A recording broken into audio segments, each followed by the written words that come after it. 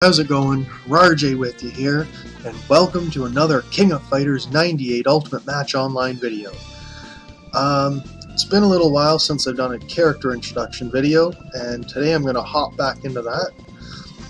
And I had to go over to my Southeast Asia account to bring you this new fighter that I think could be coming soon on Global, because we're about due for another API 14. And we're going to be talking about Maki Kagura. There's Maki. And Maki is a gank fighter. She's an aptitude 14 fighter. Give us a nice break from all the 15s we're going to be seeing. And over in his stats, she doesn't really excel at anything. She's got okay damage, Purus rates okay. But it's not nothing fantastic is happening over here for Maki. But that's not where I think Maki's power lays. If you're going to be using her as the main damage dealer on your team, you need to rework things.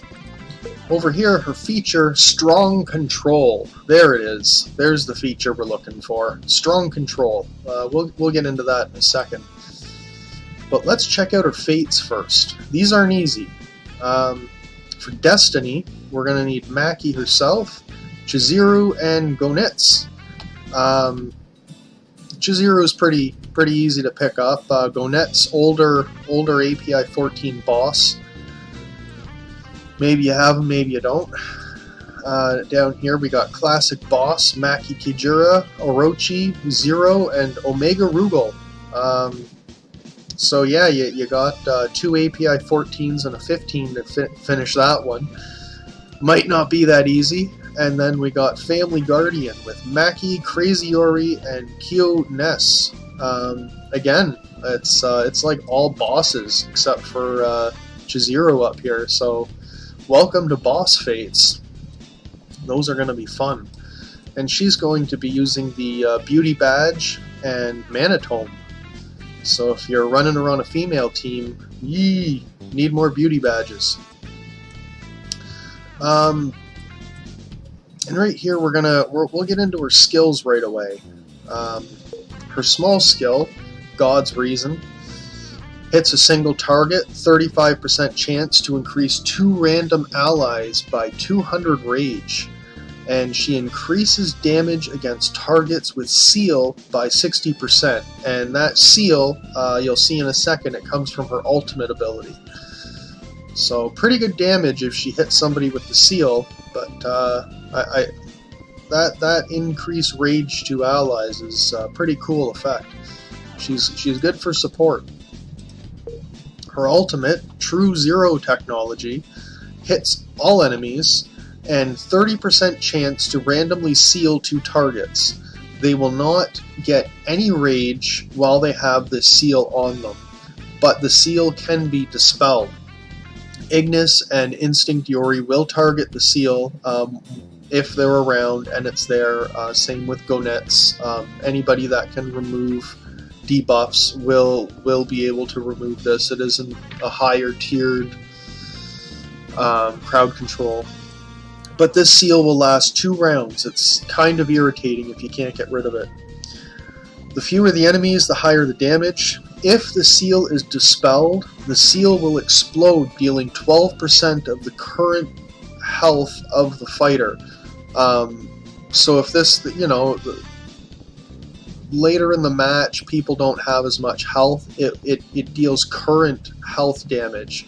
So, against a full health fighter, the explosion is going to do a lot more damage, but if they're kind of low on health, don't expect the explosion to do a whole lot, because it's current HP, not their actual health pool total. And over here in our passive, we have 3 sounds. This is actually really cool in here. It decreases male fighters' crit rate. Maki herself is immune to seal and silence effects, and if Gonetz is deployed in battle or aid ally or enemy team, if he's anywhere, it increases her own attack by 20%, and it gives her an 8% resistance rate buff. And after Maki is defeated, she will resurrect as Chizuru, recovering 30% health and 50% rage. So that's a pretty cool ability because it lets her stick around a bit longer, and she'll pop back up as Chizuru when defeated. So you know she's not bad if you're going to use her on the front line or something like that. Just like Omega, she will pop back up, you know, as Chizuru, not as herself. And she has this pretty nice decreased crit rate, which actually gets better with gates. Because I don't...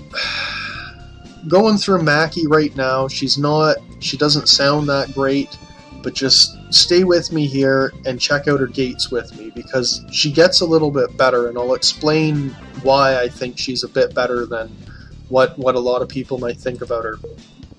And she is also a Raging Bear Soul, so she's got that first round attack power, but she will also recover a bit of rage when being attacked or doing some attacking herself. So she's got a little bit of, you know, adder and tank soul in there with her, but she does get that initial big ultimate boom to hopefully seal somebody first turn. Not too much else to talk about with her here, but my buddy Esquilax, because I don't have her on Southeast Asia, so I can't get into the gates here, but he sent me over her gates. So let's check out God's Reason first. Where did that one go? Right here, God Reason. Now it still attacks a single target, but instead of the 35% chance, it's a 50% chance to increase random 2 allies 250 rage instead of the 200.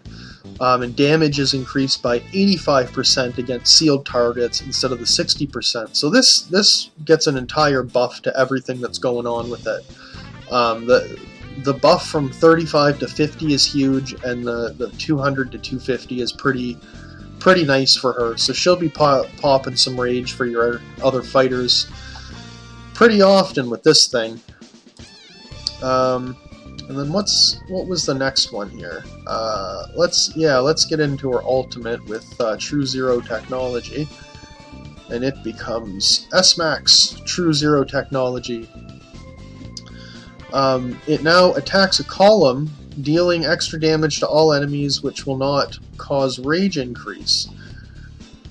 55% chance to seal random 4 units, and this is a bit of a jump, because sorry, I should back it up a second. This is without her weapon.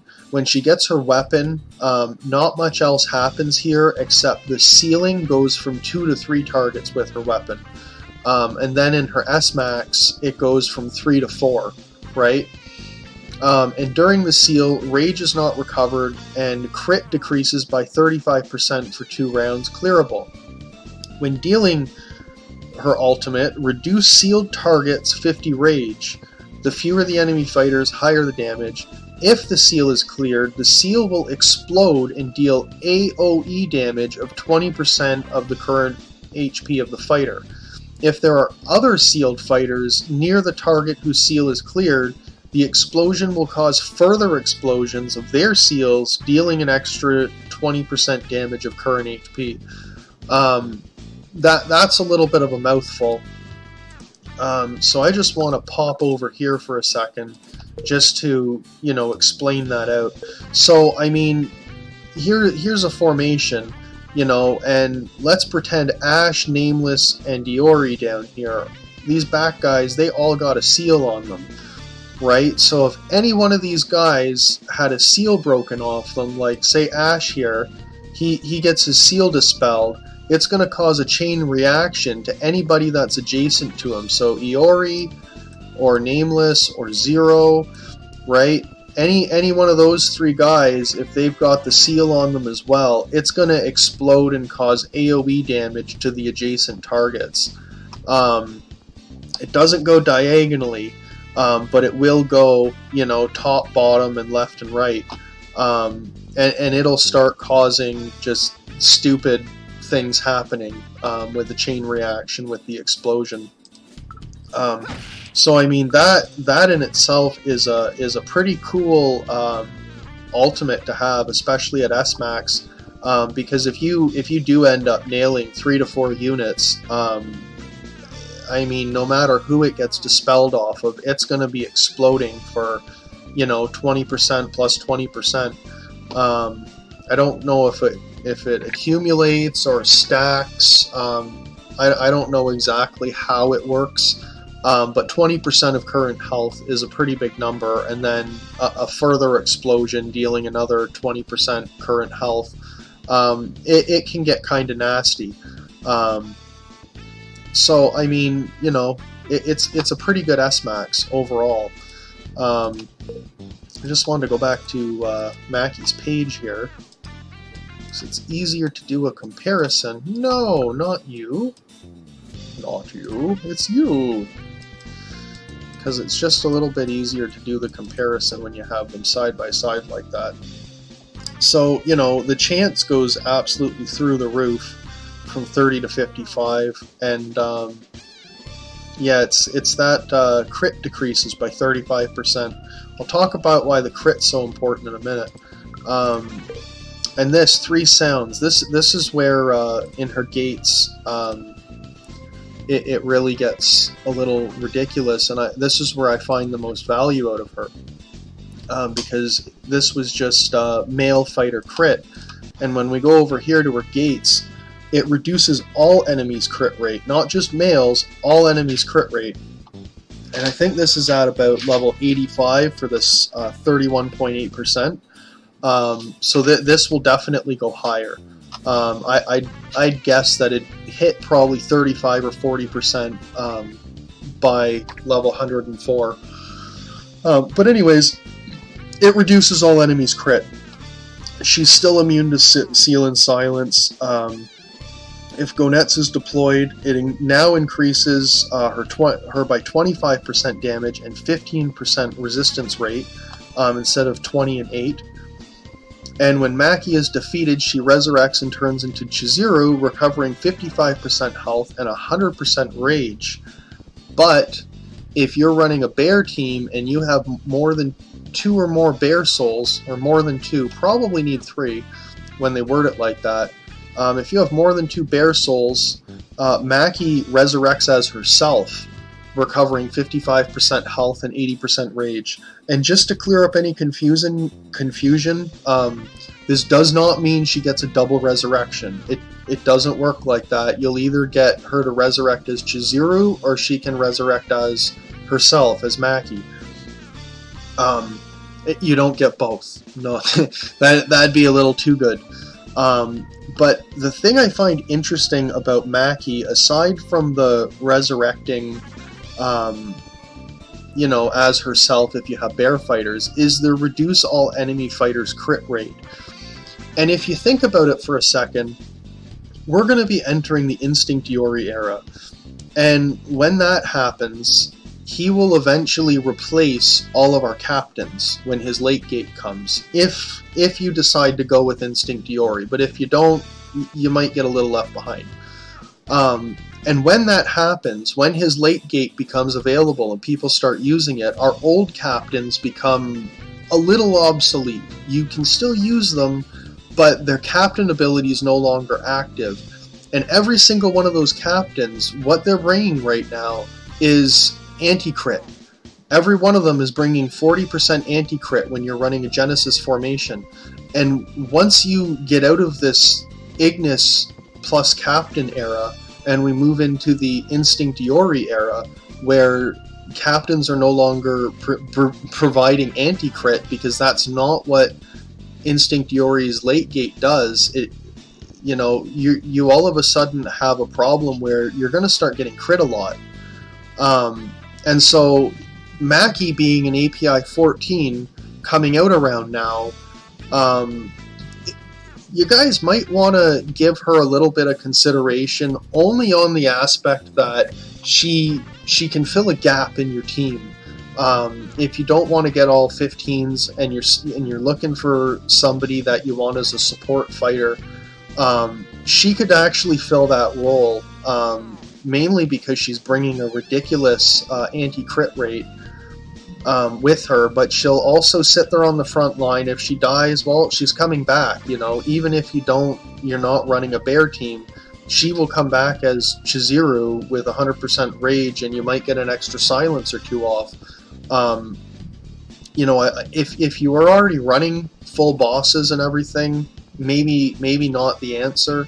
And I'm not going on a everybody should get Maki thing, but you know, she's definitely something to think about. She shouldn't just be completely ignored. A lot of people are sleeping on Maki, and she's actually a little bit better than I first realized. Because when you look at what she's going to end up bringing, it's a whole bunch of anti-crit. You know, she's bringing a resurrection, so she'll help that front line maybe stay up for an extra round or two, just by appearing again and having to, you know, take a few ultimates in the face. You know, and she adds this sealing ability, which, you know, if you have a few other crowd controllers, you know, on your team already, with her S-Max, she can target up to 4 people with this. So, I mean, if you crowd control everybody, you know, Instinct, Diori, and Ignis can only dispel 1 debuff per round, you know, like 1 fighter per round. There's still 5 others that they can't dispel. So, you know, sometimes it's quantity over quality, if you want to kind of shut somebody else's team down. But I mean, she's definitely okay on a bear team, you know. If there's any bear Genesis running around, you definitely want to look at Maki, because she could be a good filler. If it's going to be a while until you know, an API 15 you're waiting for comes out, or something along those lines. She's okay on a female team. I think that's where a lot of people automatically put her, is into a female team. But I think it's probably bear team first, and then maybe female team second. And then my crazy idea is just she brings so much anti-crit to the table. With this, I mean, it's not too bad, you know. It's something to think about. So, I mean, there it is. There's the Maki. Is she worth it for your team? Hard to say. But I don't think she's one of those fighters that you can just immediately skip and forget about. You might want to just think about it for a while, and you know, think about how that anti-crit might help your team out later on down the road, because we're definitely going to be losing it. And as an API 14, she won't be too super expensive. You know what I'm saying? She could be a good filler character until something much better comes along. So, you know, there it is.